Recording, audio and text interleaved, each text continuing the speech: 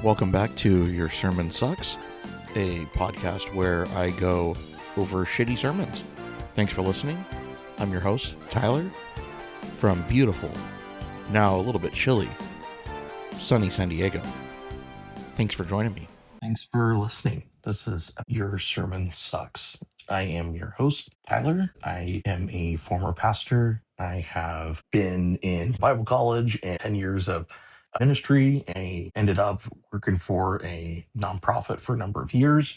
And I became very disenfranchised with the church in general, and with everything that I was really used to in my entire life, my entire belief system. Everything was kind of built and predicated on, I found out later, was a lot of lies, a lot of slick preachers, a lot of snake oil salesmen that ended up leading me down a path that I knew wasn't actually true to who I was as a person. I ended up leaving the ministry altogether. I went off, kind of tried to start my own. That didn't work. And I ended up instead with a bunch of defects from the church that ended up leaving when I left. It made me feel good a little bit that people were listening to what I was saying, but was I even really listening to what I was saying when all this was said and done? No, I don't think so. I think for me, it was more of a last ditch effort for me to try to remain relevant in the religion that I was very much stuck in and held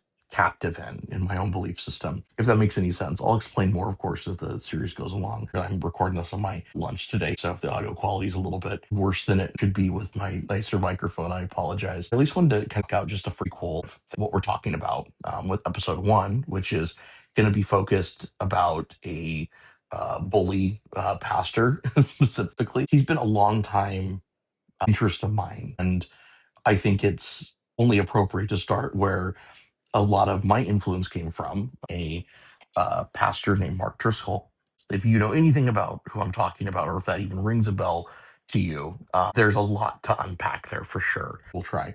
Join me as I try to figure this shit out with you, okay? I'll start here. I wrote a few notes here, like any former pastor would do, and I'll shoot straight with you here, give you a little bit of why am I debunking sermons? Why am I going through this kind of shit that I'm seeing going on? A lot of it is because I am seeing a lot of bullying going on, to be honest, within the church of its own members. And that's honestly something that still resonated with me even after leaving the church, was the people. That's ultimately what the church means, is people. And for an organization that seems to represent people, they don't do it very well. And I'll start here. The institutional power from the church, I'll call it institutional because it's not organic in any means like it was, I would say, with the early church. If you know what I'm talking about, when early Christianity, and I'm talking evangelicalism here, so evangelical Christianity, when it originally started, was more of an organic outflow of what they would call the Holy Spirit, what they believed is building this rock, building upon this rock, the church. It's not, if you're Catholic, that's Peter. If you're not Catholic, it's building on the principles of Christ and the early church fathers. So, and not to discredit people that believe that by any means, you absolutely can believe that. I don't, but I'll get to what I believe eventually, I'm sure, in the show. But just something to keep in mind. Pardon me if you know more about church history here. I'm sure there will be more coming, but that's just kind of a brief little. More will come on that. So this institutional power, pretty whatever we consider the church nowadays, if it's a big mega church, small church, if it's the Catholic Church or a group of people that holds power in society over people, and it's usually used to bully and abuse people that they worship next to. This happens. Yeah, there are exceptions. It happens a lot though. But even knowing that there's like a majority of churches that kind of rob, plunder, and ultimately gentrify the communities that it gets into and it infects, gives this very weak, non-practical nature of how they exist. They don't exist for the good of a community. They exist for the good of themselves, and they're taken from the community. There's a big difference. I talked with this pastor before out in Chandler, Arizona before, and he was an amazing guy. Really nice guy. His name was Tom Rakosi. Amazing guy. And when I talked to him, he said, I want to make sure that if my church were gone tomorrow, that there would be a feeling of loss in the community because of the involvement and the impact that we have locally. That's always stayed with me. I met this guy when I was probably a sophomore in Bible college. Okay. When I was going around interviewing people about, what's the church? What do you think prayer is? All of the shit. I went to probably 50, 60 different people and we're talking to them about what their idea of prayer is. And this guy on a tangent talking about the church and how it's not just prayer that they do, but they go out and they do things. It's not just mental. It's not just ascending to the idea or bringing the petitions up to God, but it's taking the petitions in hand and answering them yourself and doing stuff with them because you're the hands and feet, or supposed to be the hands and feet of God. That's the whole idea of what the church is there for. It's supposed to be practical. It's not supposed to be just a place where theologians go and congregate and we highlight with our Bible highlighters and we call it good. There's a lot more that goes into that, to be honest. One of the things I'll talk about here really quick here is there's a lot of Hillsongification or, Mars Hillification or Acts 29ified. What do I mean by that? It's pretty much making the Walmart brand, Costco brand of churches. Okay. And no offense to Costco. I love Costco, right? We're Costco guys over here. But what it means pretty much is like to Hillsongify something or to Mars Hillify something is making it a very brand friendly, easily marketable commercial business. It's not a church. It's a business that is operating in the clothes of a church. And it's mostly used to take money to steal from the community. And I will say stealing because this is taking advantage of people that are even elderly, people that even have, serious mental issues, even that could be in the congregation. It could be people that are on disability that don't really have a lot of stable income that they're taking from. And it also could be from people like you and me that may, working 9 to 5 and doing stuff like that, or, and is taking whatever little money you have and taxing more of it for, the quote unquote good of the church. But my definition of this is like it's a church or gathering that's fueled by a larger organization that has no personal interest in making the lives of their attendees any better. This is all just corporate like paper pushing. That's it. That's why you'll see a lot of like satellite churches pop up where the pastor, quote unquote pastor, or the leader, right, the overseer, if you want to get more, make it sound even more modern now. But this guy who's supposed to be overseeing the church is actually just there to hit play on a video from another pastor preaching from another location to people that are not anywhere close to you or know your problems, know your financial difficulties, know what's happening in your world where you're living. And the sermon is just broadcast there. And it's kind of like a glorified AMC or glorified Edward Cinema. With that too, I do mean like it is very much cinema in terms of everything's expensive. Everything will cost you. You're not going to get a free ticket in. If you thought you did, maybe that could have been a promotion. You may get free movie tickets once, but believe me, you will be giving them some money here soon, some way or another. If it's through the cafe, if it's through the offering plate, if it's through signing up and giving mobily on your phone because it's easy and convenient now, and you feel like you're making a change. It's shit like that that really is very interesting, very effective marketing that they're doing. But instead of the model really follows like a formulaic approach to appear culturally traditional, which the guy who coined that term, who bastardized the term really was Mark Driscoll a lot. He would call himself a reformational reverend. That was his first book, Confessions of a Reformational Reverend. And in that, he says a lot of crazy shit. I know a lot. He says a lot of fucking crazy shit in that book. It's shocking. Missional meaning that we're adapting our message to the people that we're around. Means that we're focused evangelistically in building quote communities. What I feel like these are code words for though is capos, pretty much. Um, People that are recruiters. What they're building is they're building a huge recruitment for their organization ultimately. And by you buying in little by little, you ultimately become complicit with it. So I'll give you a few lessons here if you want to learn really quick of how to do this on your own or how to spot if you're a person that has been a victim of this. Let me give you 3 steps. 3 real easy steps to kind of spot here if maybe you're being led down a different path than you think you are. One, if you're trying to be this, or you're trying to be a brand like this, or try to spot a brand like this, a one way easily to tell is one, be controversial on one or more styles of how you operate the church. That's step one, which pretty much means whether our topic today of the cussing preacher Mark Driscoll or famous televangelists like Joel Osteen, we'll get to him eventually too, and you hold up a Bible and say a phrase in a giant auditorium, arrayed with like a big moving globe and all the fixings for like an out of context conversation, not a sermon to take place. Are they sermons? Technically, yeah, I guess. Some of them aren't.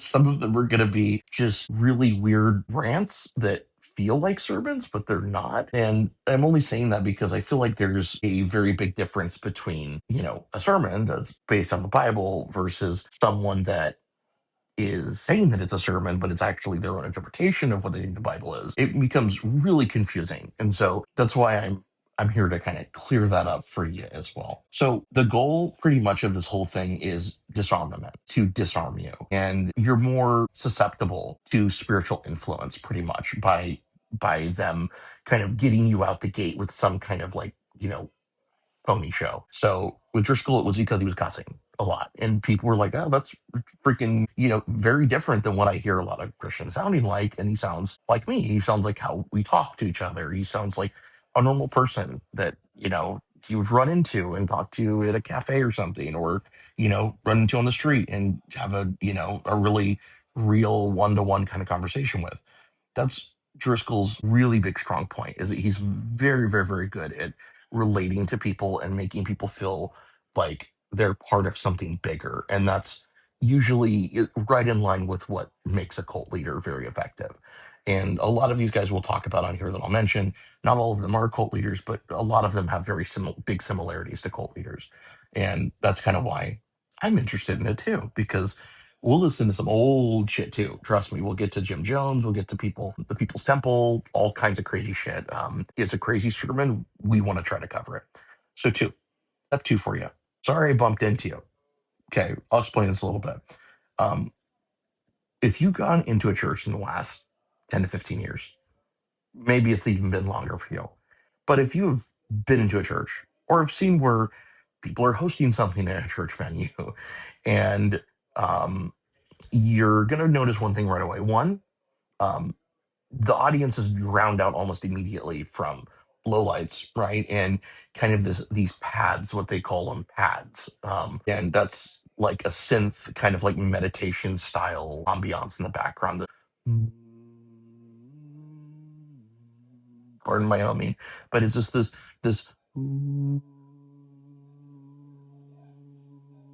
like that, where it's almost this kind of humming, almost like a beehive feel to it, where there's it's meant to be more of like a relaxing meditative feel.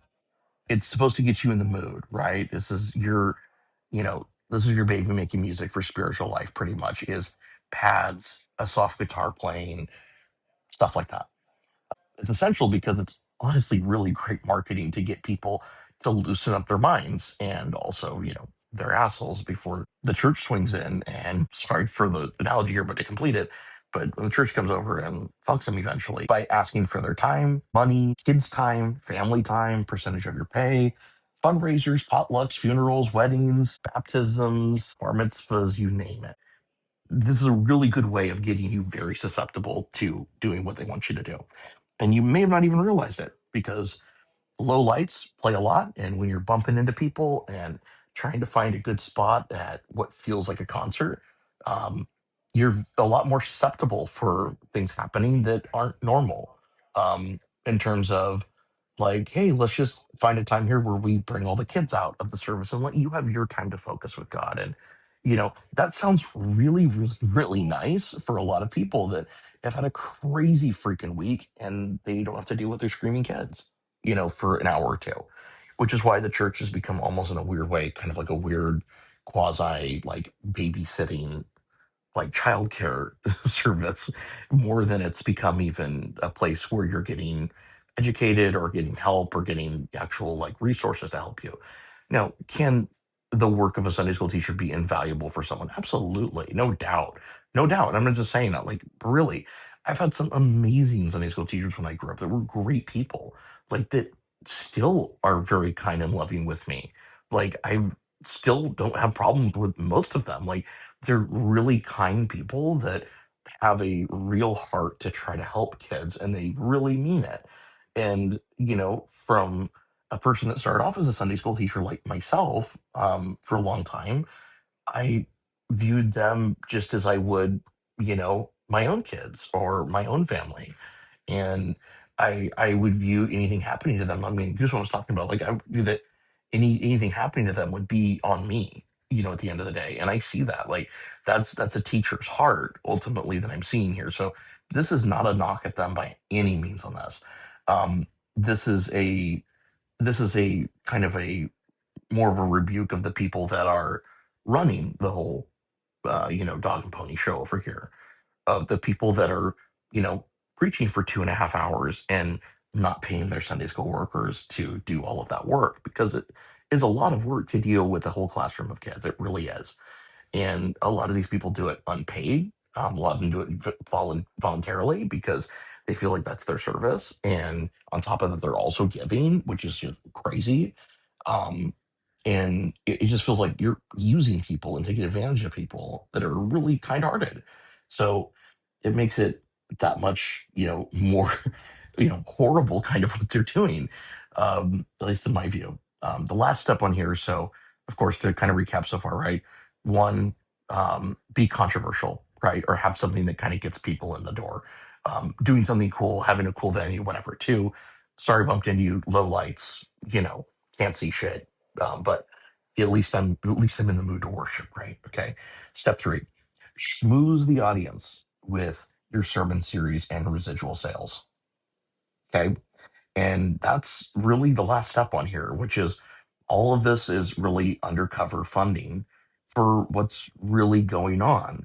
And it's, often spotted by me as this kind of like quasi TikTok amount of content that leans very heavy on props. Okay. Um, this is just a dead ringer for someone who doesn't have any content to talk about.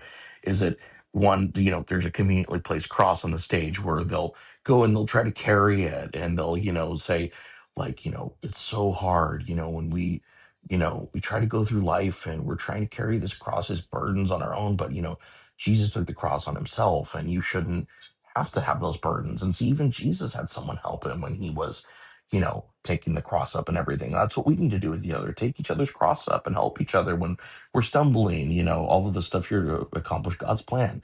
I came up with the top of my freaking head. There's no notes on that. That's bullshit. That's just a bullshit way of using that as a prop when you need to say something. Um, it's like that, or personal anecdotes, or even like bad stand up. Seriously, like really bad stand up. Um, Jeremy Foster is a great example of this. If you don't know who he is, good for you.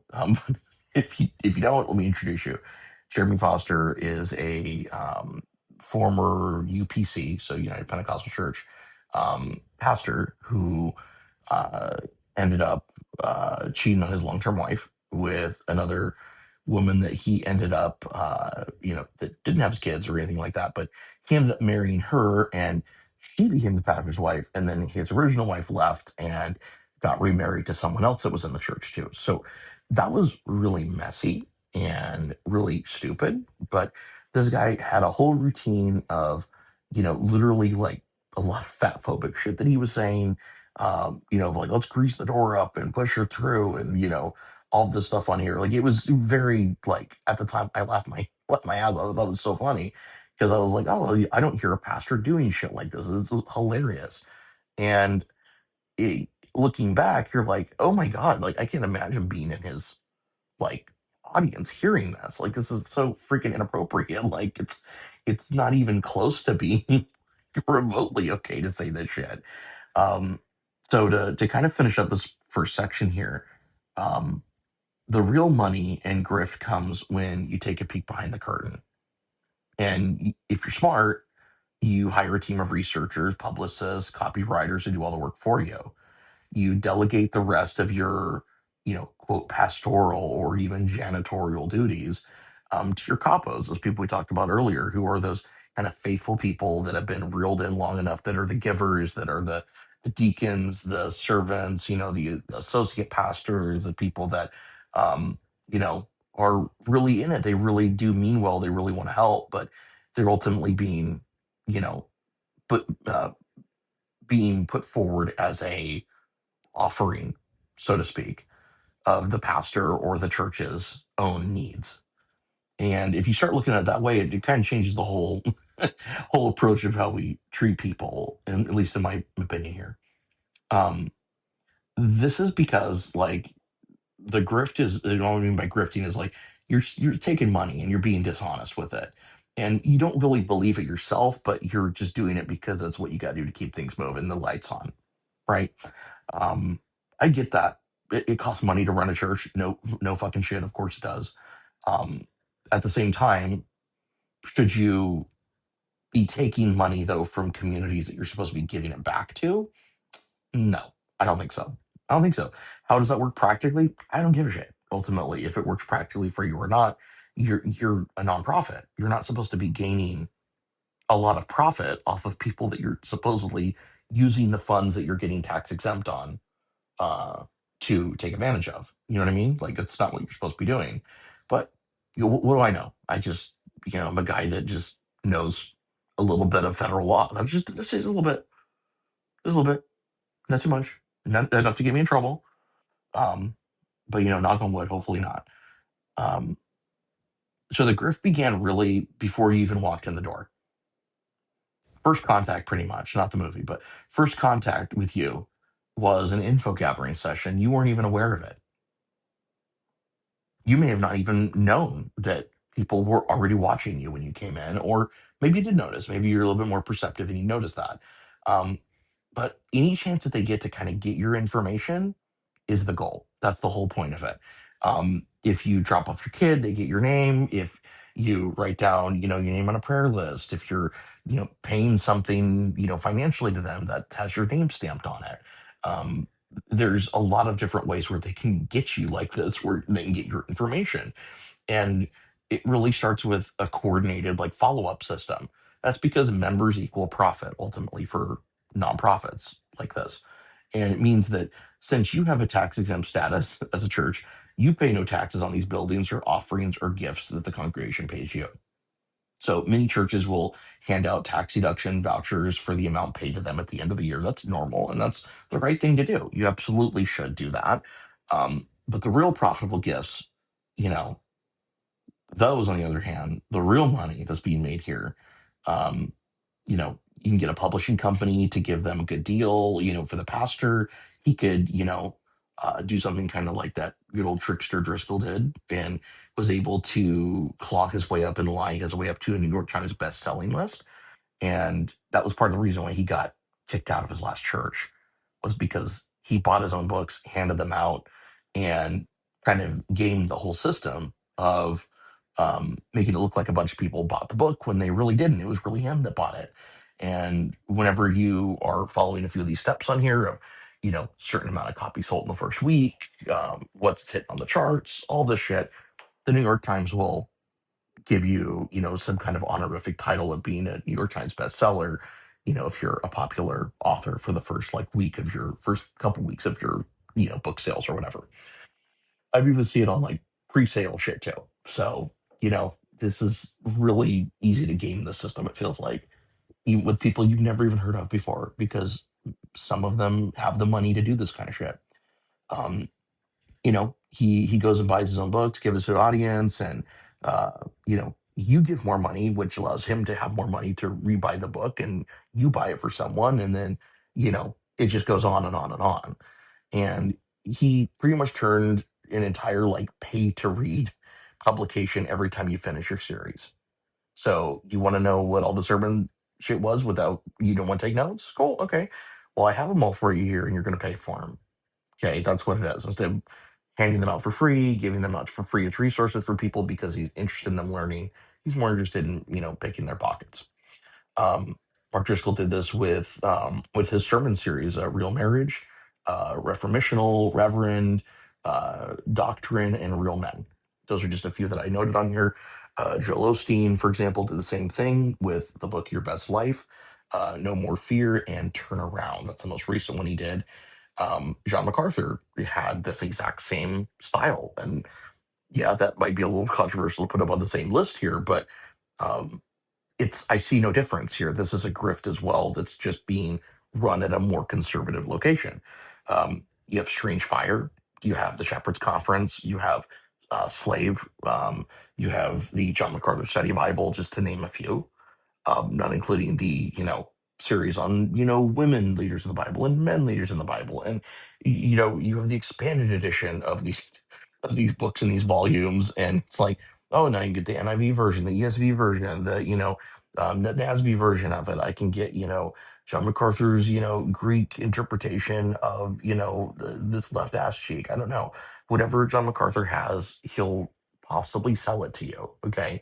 And I know that because I had a shit ton of stuff from John MacArthur that I bought or been gifted. So yeah, I know somebody's paying for it.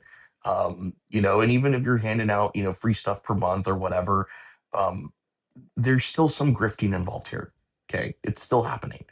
You can call it whatever you want to call it. That's grifting. It really is. You're taking money from people. It is. And is that always the case for all these people? No, no.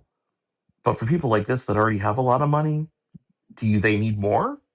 Do you want to give them more money? I mean, you're welcome to, and give it to me. Goddamn. I said entire swaths of the city and culture are being transformed or stripped of individuality for the greater good of a church, not for the greater good of the people. Driscoll, being the grifter that he is, didn't look or sound like this years ago to me. And I should know because he was my favorite pastor at one point, and probably the reason why I even went into ministry in the first place. So, with that being said, enjoy episode 1, where we talk a little bit more about Mark Driscoll.